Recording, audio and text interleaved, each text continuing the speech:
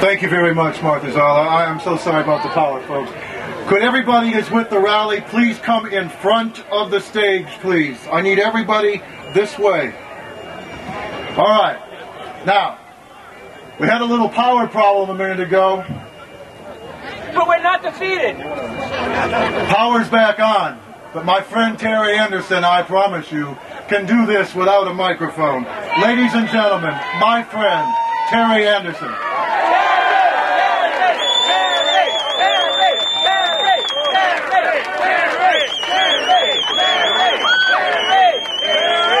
Stupid people of America! I'm not going to call you that today. And these people over here protesting, I wouldn't make any mention of them, but can you imagine the mothers that they dropped out of? They're the mother's worst nightmare. I want to talk about victimism, folks. Every one of you out here is a victim. We are all victims, and we shouldn't forget to use that word. We're not the sniveling, whiny kind of victims. No. We are victims in our own country by a clown, Ringling Brothers size, that lives in that house. By our local politicians, and by one other thing that is very, very detrimental to us, but we will overcome it, and that's the media. The media lies on us. They treat us like we're a bunch of idiots. And I want to say to those of you in the media here today, when you print your stories tomorrow, when you print your stories tonight, when your newspapers come out and your broadcasts come out, and you say that we are anti-immigrant, you are lying bastards. We are not anti-immigrant. We never have been. We're anti-illegal alien. That's why we should all use that term, and that term exclusively, because that's what we are. Let me say something about these children that they have parading in the streets now. We hear it all the time. It's the children. What are we going to do with the children of these illegal people? I can't make that call, folks, because they are now, at this time, being recognized as American citizens, and they shouldn't be, because there was a misinterpretation of the 14th Amendment. My great-grandfather was a slave in the state of Louisiana, and I know what that amendment was meant for. It was meant for me and for his children. But, if their parents, when their parents are deported, that is for them to decide what happens to the brats.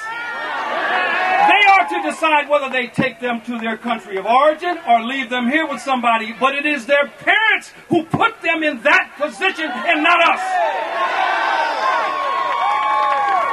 I want to talk a little more about victimism. I'm going to keep this short because it's running long, but let me say this. We are all victims. Every one of us that has a child in a school in this country, I don't care whether it's Danbury, Connecticut, or San Diego, California, if your child is in public school, that child is a victim because that child is getting a half-ass education from the government. That child is a victim because that teacher's got to spend extra time with some little brat that's illiterate in 2 languages sometimes, and that teacher's got to take away from your child to do that. Every one of you who has ever done construction work, bricklayer, framer, carpets, anything, if you've done anything in construction, you are a victim because not only have they taken away your job, where you still have a job, they have lowered the wage. And that makes you a victim. If you live in a neighborhood like I do where there's chickens and goats and ducks and everything else that walks on 4 legs running through the streets and in yards, if you have to live where the people have corn growing in their front yards, if you've got to live where people put their laundry on a fence, if you've got to live where your next door neighbors don't even speak your language and refuse to try, you are a victim. We have got to remember we are victims. I have a question. Rhetorical. Where the hell is Sean Hannity? Where the hell is O'Reilly? Where are they today? They were notified about this, but they won't come out here. When you listen to Sean Hannity, I know some of you like him. I can't stand his guts, and I'm going to tell you why. He won't stand up for us. We have a problem other than that border that he mentions. These people are in our neighborhoods. We are suffering. We are victims because of where they are. Does Hannity ever one time mention us victims? No. He talks about the border only, and that problem extends beyond the border. The same thing with O'Reilly, who wants an amnesty. You've got to call these people out. Call their shows and tell them about it. Let them know how you feel. We are victims. We must remember we are victims, and then we've got to fix it. We've got to make it in this country where they can't exist here. And every time somebody tells you we can't round up 20 million people, we don't have to. You make it where they can't work.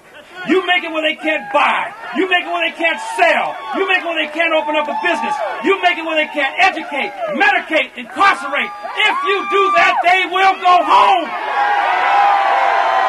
They will go home. And let me say this. 80% of them are smart enough to do that. That other 20%, we will deal with them. We will find them. We'll put up traffic stops the way they do on New Year's Eve for drunks. And we will check everybody's status. Mine, yours, everybody, regardless of their color, race, creed, size, height, anything else. We will check that.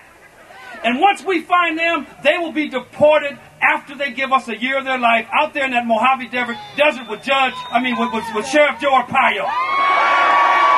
If they come back, we will give them 5 years, and then 10 years. They will get the picture. We will make it where you cannot live in this country illegally. It is fair. It is our right as Americans to demand who can come, and when they come, and how long they can stay, and under what conditions. And if we don't start demanding that, we don't deserve this America.